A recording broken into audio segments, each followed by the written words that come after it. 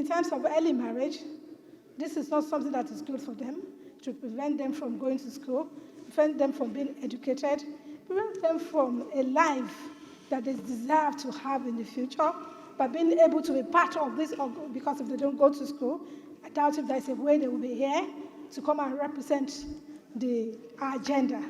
I therefore crave the indulgence of my colleagues and the Senate President to please ensure that we speak to all the agencies of government, particularly governors in their respective states, to make it a point of duty to ensure that the rights of girls are protected, to also ensure that the idea of early marriage are prevented. Asking a girl of 18 years to be married to a man of 40, 60 years is something that we should be able to speak about. It's something that we should be able to talk about. Yes, our religion allowed it, but then if you look at what is happening in the world all over today, we will realize that there's need for us to give these children the opportunity to go to school. We can marry them, keep them in school. When they finish the school, they can come and join the family. That is better than taking them away from school, preventing them from being educated and getting the right, enjoying the rights that they deserve. I therefore join Senator Kingibe in calling on all of us, particularly the senators, to ensure that we give this bill, this motion, the deserving support, such that we can all ensure that all the governors in the state, all the local government chairman, whoever under them, that they are able to also stand up for these girls and ensure that they enjoy the rights that they deserve. Thank you, Mr. President, for this opportunity. Thank you. I'm Senator Jarek Bagom Jarek. I represent the good people of Cross River North. I want to align myself with the submissions of others who have spoken in support of this. The girl child in our society is very, very, very vulnerable, because a lot of people take advantage of the girl child. They are the weaker sex, by all estimation. And in most climes, the girl child is not given the same opportunity that the male child is given, especially in third world countries, in our local environments, where people are not really, really exposed. So they keep the girl child as a tool to machinery. I want to support this bill because most of us here have children who are girls. And if they are uneducated, sometime in life, they could get depressed when they are used as mere tools instead of asserting themselves and contributing to society. Thank you very much, Mr. President. This motion regarding girl child and the need for the federal government to intervene to save the future of our girls. Mr. President, looking at the number of out-of-school children, about 10 million, and especially looking at the fact that over 60% have these cultural barriers, yes, it's very important, especially in the rural areas, to carry out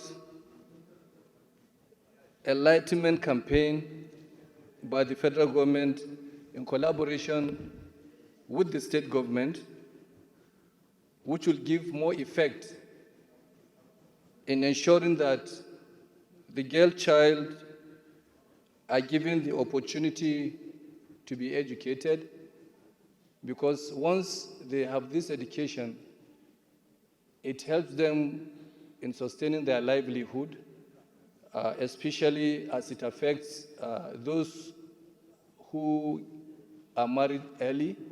If they are given that education, it helps them to organize themselves in terms of even entrepreneurial, having some businesses to do, as well as getting themselves ready to be, to be able to sustain their lives. So I want to lend my support to this motion and to also call on the federal government, I think most importantly, to provide a enlightenment campaign, especially in our rural areas, to ensure that the girl child are given the opportunity to be educated. I so support, Mr. President. Thank you.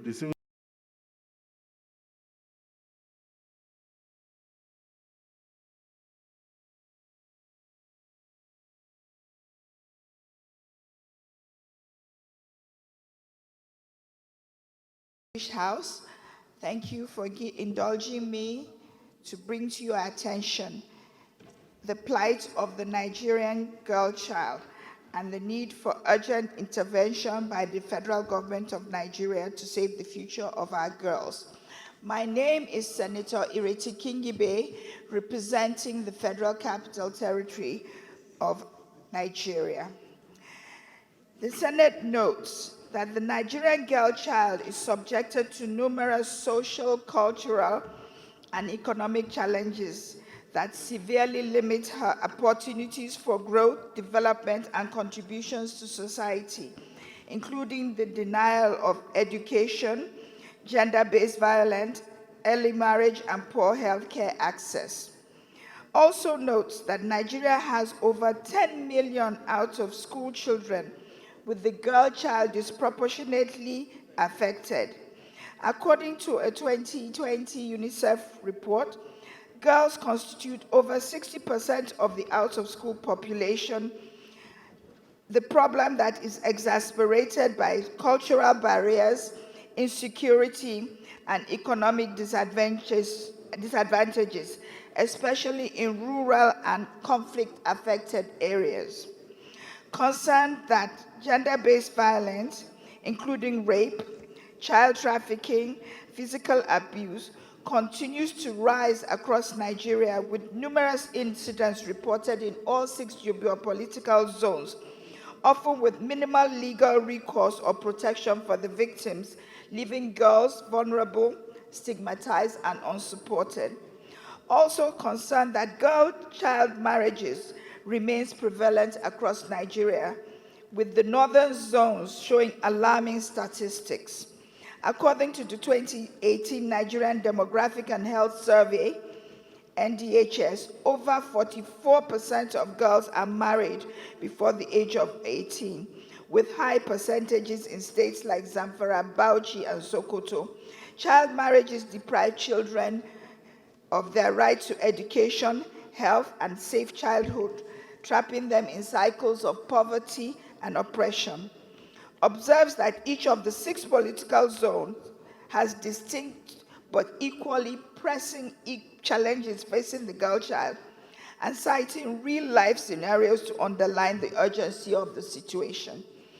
Acknowledges that Section 17, Section 3 of the 1999 Constitution of the Federal Republic of Nigeria, as amended, mandates the government to ensure that children have equal access to educational opportunities, and that the state must protect the vulnerable from exploitation and abuse.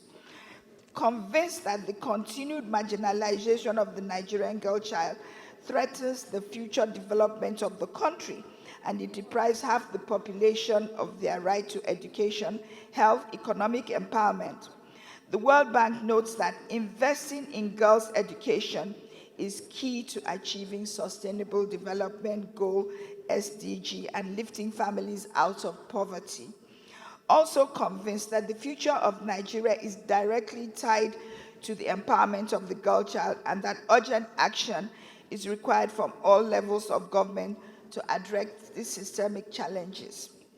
The Senate accordingly resolves to urge the federal government of Nigeria to declare a state of emergency on the protection and welfare of the girl child to address the educational, health, and safety needs of girls across the country. To encourage state governments to domesticate and enforce the Child Rights Act and the Violence Against Persons Act with a focus on eradicating harmful traditional practices like child marriage and female genital mutilation while ensuring girls' protection and empowerment. 3, mandate the Committee on Legislative Compliance to monitor the implementation of girl child protection laws and policies, ensuring that gaps are addressed and accountability is maintained. I so move.